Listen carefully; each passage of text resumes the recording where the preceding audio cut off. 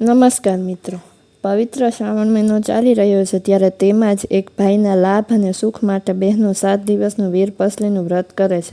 તો આજે હું ભાવિસા ગોસ્વામીને મારી સાથે આ વાર્તાનો રસાસ્વાદ લો.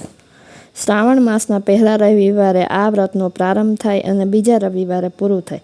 આજે બહેન ભાઈને ત્યાં જમીને ભાઈ બહેનને યથાશક્તિ ભેટ આપી રાજી કરે. તેની વાર્તા આ પ્રમાણે છે. એક કણબી હતો. એને 7 છોકરા ને 1 છોકરી હતા. છોકરી પરણાવેલી ખરી પણ સાસરિયામાં વિરોધ થયેલો એટલે કોઈ તેડવા ન આવે. 6 ભાઈઓ તો કમાઈ કમાઈને ઘણા ધનવાન થયા ને અલગ રહ્યા. 7મો ભાઈ સૌથી નાનો. થાય તેટલો પરિશ્રમ કરે ત્યારે પેટ પૂરતું મળે. ડોસો ડોસી બેન ને તેની સ્ત્રી બધા ભેગા રહે. ખાનારા જાજે ને કમાનાર એકલો એટલે એ નિર્ધન જ રહ્યો. બેનને થયું મારાથી તો બને તો મારા ભાઈને ટેકો કરું એમ સમજીને એ 6 ભાઈઓ પાસે કામ માગવા ગઈ.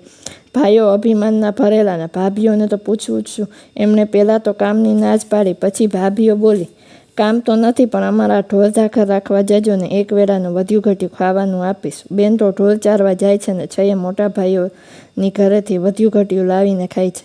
1 વેળા બેન ઢોર ચરાવવા જતી હતી ત્યાં નદી કાંઠે સરખી છોડીઓ નાહતી ધોતી જોઈ એટલે પૂછ્યું, બહેન તમે આ શું કરો છો? છોડીઓ બોલી, આજે વીરપસલી છે, વીરપસલીના દોરા લઈએ છીએ. દોરા લીધે શું થાય? છોડીઓ બોલી, 12 માસ ભાઈને સુખ મળે. મારે એ વીરપસલીનું વ્રત લેવું છે પણ એ વ્રત સી રીતે થાય એ મને શીખવાડો. છોડીઓ બોલી, આજે ભાઈને દોરો બાંધવો ને ભાઈ જે આપે તે જમવું. બેને વિચાર કર્યો કે મારે 7 ભાઈઓ છે. 7 ભાઈઓમાં તો 6 ભાઈઓ તો બોલતાય નથી. નાનો ભાઈ નિર્ધન છે. મારું વ્રત ઉજવશે કોણ? તો એ દોરો લેવા બેઠી. છોડીઓએ પોતાના લુગડામાંથી 8 ટાચડા કાઢી ગાંઠો વારીને દોરો આપ્યો અને કહ્યું, 8 દિવસ સુધી નાહી ધોઈ દોરાને દેવતાથી ધૂપ દેજને. દોરાને ધૂપ દીધા પછી જ જમજે. 8 દિવસે દોરો ઉજવીને પીપળાને બાંધજે. બેન તો દોરો લઈ આવીને માતાને કહેવા લાગી, માં આજે તો મેં વીરપસલીનો દોરો લીધો છે, ચૂલામાં દેવતા ઠારશો નહીં. માં કહે સારું. આ વાત 6 ભાભીઓ જાણી ગઈ ને ભાભીઓના મનમાં તો ઝેર ભરેલો હતો. એ તો ચૂપચાપ આવીને ચૂલામાં પાણી રેડી ગઈ. દેવતા થરી ગયો. બેન તો નદીએથી નહીં આવીને ધોરાને ધૂપ દેવતા લેવા ગઈ. ત્યાં જુએ તો ચૂલામાં પાણી જ પાણી. એને થયું કે અવશ્ય આ ભાભીઓનું જ કામ છે. એ પછી તો એ હંમેશા સીમમાં દેવતા લઈને જવા લાગીને સીમમાં જ જઈને દોરાને ધૂપ દે અને ગાય માતાને વાત સંભળાવે. એમ કરતાં 8 દિવસ પૂરા થયા. આજે વીરપસલીનું ઉજવણું કરવું હતું એટલે તેણે માને કહ્યું, માં આજે તો મારા વ્રતનું ઉજવણું છે. ભાઈ જે આપશે તે જ જમીશ. એ તો ભાઈઓને ત્યાં ગઈ અને પૂછ્યું, ભાભી મારા ભાઈ ઘરે છે ને? ભાભી છણકામાં બોલી, તારા ભાઈને તું જ જાણે, હું શું જાણું? બેન તો ત્યાંથી ચાલી નીકળી. બીજા ભાઈને ઘરે ગઈ, ત્રીજા ભાઈને ઘરે ગઈ. એમ 6 ભાઈઓના બારણે જઈને પાછી ફરી. છેવટે નાના ભાઈને ત્યાં આવીને ડૂસકું ભરતા પૂછ્યું, ભાભી મારા ભાઈ ક્યાં છે? નાની ભાભીએ નણંદબાને બાથમાં લીધા અને માથે હાથ ફેરવી કહ્યું, બેન હું જાણતી હતી કે મોટેરાઓ તો બોલશે પણ નહીં. એટલે બેનને કહ્યું, તમારા ભાઈ હમણાં જ ખેતરે ગયા છે, માંડ પાદર પહોંચ્યા છે. બેન ત્યાંથી દોડવા લાગી. પાદરે જઈને જુએ તો ભાઈ તો ઘણા છેટે દેખાય. એને સાથ દીધો, ભાઈ વીરપસલી. ભાઈ તો ખેતર પાસે પહોંચેલો. બેનનો સાથ સાંભળી ઊભો રહ્યો. બેનની વાત સાંભળી ભાઈ બોલ્યો, અરે બેન તને શું આપું? મારી પાસે છે શું? ભાઈ તમે જે આપશો તે હું 1.25 લાખનું ગણી લઈશ. બહેન બોલી, ભાઈને તો બહેનના બી માટે લીધેલા 1.25 શેર કોદરા આપ્યા, 1 માટીનું ઢેફું આપ્યું ને પછેડેથી છોડીને 1 પૈસો આપ્યો. બહેને કોદરાને ઘઉં માની લીધા, ઢેફાને ગોળ ને પૈસાને સોના નાણું માની લીધું. એ તો રાજી થતી ઘર ભણી નીકળી. ઘરે આવીને જુએ તો એનો વર તેડવા આવેલો. કોઈ દાડે નહીં ને આજે તેડવાનું ક્યાંથી સૂઝ્યું? એને તો વ્રત ફળ્યું. જમાઈ બોલ્યો, હું તો તેડવા આવ્યો છું, આજને આજ મોકલું, તેડીને જ જઈશ.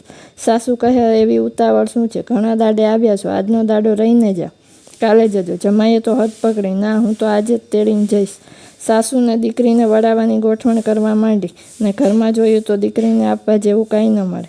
6 ભાભીઓને ટીખર કરવાનું મન થયું એટલે ચિથરા સાવરણી જૂની ઊંઢોણી કપડાના ડૂચાનું પોટલું વાળીને નણંદને માથે ચડાવ્યું.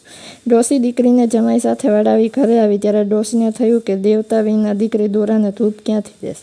દોરાને ધૂપ નહીં દેવાય તો દીકરી ભૂખીને તરસી રહેશે. એ તો હાથમાં દેવતા લઈને દોડતી ગઈ, સાથ દેવા લાગી. દીકરી દેવતા લેતી જા. વર કહે, તારામાં કહીને દેવતા આપવા કેમ આપ્યા? વહુ કહે, રૂડા પ્રતાપે દેવતાના કે તમે નોરતા તોડતા તે મને તેડી. આજે મારા વ્રતનું ઉજવણું છે. એમ કહી વરને વાવને ટોટલે બેસાડી વહુ નાવા ઉતરી. નાઈને ભીને કપડે બહાર આવીને વરને કહ્યું, પેલા પોટલામાંથી લુગડું નાખું ને? વરે પોટલું છોડ્યું અને કહ્યું, ક્યું ચીર આપું? વહુ કહે, કેવા મારી ઠેકડી કરે છે? એ બોલી, અમારે નિર્ધનને હીરને ચીર ક્યાંથી હોય? વરે લુગડું નાખ્યું. વરુ લુગડું જુએ તો કસંબી કોરનું રૂપાળું અંબર. ખરેખર પોટલામાં જાત જાતની મૂંઘામૂળની સાડીઓ ગઈ. એણે તો બહાર આવી હરખમાં ને હરખમાં દોરાને ધૂપ દીધો ને એના મનમાં થયું કે પૈસો આપે તો એ પાસેના ગામમાંથી સીધું લઈ આવે. છેડેથી પૈસો લઈને જુએ છે તો સોનાનું નાણું, ઢેફું જુએ તો ગોળ ને કોદરા જુએ તો ઘઉં થઈ ગયા. એના આશ્ચર્યનો પાર રહ્યો નહીં. એને સોના નાણું આપી પોતાના સ્વામીને સીધું લેવા મોકલ્યો. ત્યાં તો વાવની પાસે મોટી હવેલી થઈ ગઈ. સીધું લઈને વર આવ્યો અને વહુને 7મા માળના ઝરૂખે બેઠેલી જોઈ નવાઈ લાગી. વર તો ધીમે ધીમે મેળીએ ચડ્યો. બંને જણે પેટ ભરીને વાતો કરી. વહુએ રસોઈ કરવા માંડી, પણ જ્યાં ખોદે ત્યાં સોનું જ સોનું. તેણે ધરતી માતાને પ્રાર્થના કરી, હે ધરતી માતા, એકલા સોનાને હું શું કરું? થોડી ભોય ઉઘાડી આપો. ત્યાં તો ચૂરો થાય એટલી ધરતી ઉઘાડી થઈ ગઈ. વહુએ રસોઈ કરી. બંને જણા જમવા બેઠા. જમી પરવારીને વાતે વળ્યા. ત્યાં જ રહેવાનો નિશ્ચય કર્યો. એમણે તો ખેતી વાડી વણજ વેપાર ચાલવા માંડ્યા. થોડા વર્ષો વિતાવ્યા અને વહુના પિયરમાં દુકાળ પડી. 6 ભાઈ ભિખારી થઈ ગયા.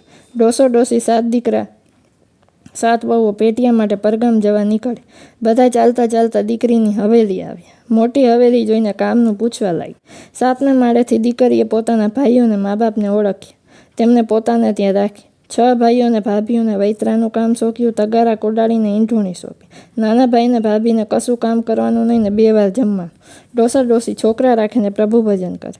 એક દિવસ બધા સાથે જમવા બેઠા. બેને 6 ભાઈઓના થાળીમાં સોનાના ટુકડા અને ભાભીઓની થાળીમાં રૂપાના ટુકડા મૂક્યા. નાના ભાઈને લાપસી બેસી. 6 ભાઈઓ અને ભાભીઓ જુએ છે તો બેનને દીઠાને તેમની આંખો ઉઘડી ગઈ. પોતાની બેનને દુઃખ દેવા માટે બધા પસ્તાવો કરવા લાગ્યા અને એમની આંખોમાંથી પાણી વહેવા લાગ્યું. બેનને દયા આવી. બધા ભાઈઓને એક એક ઘર આપ્યું ને ભાભીઓને પણ જે જોઈ તે આપ્યું. બધા આનંદમાં રહેવા લાગ્યા. જેવું બેનને વીરપસ્તીનું વ્રત ફળ્યું એવું અમને ફળજો.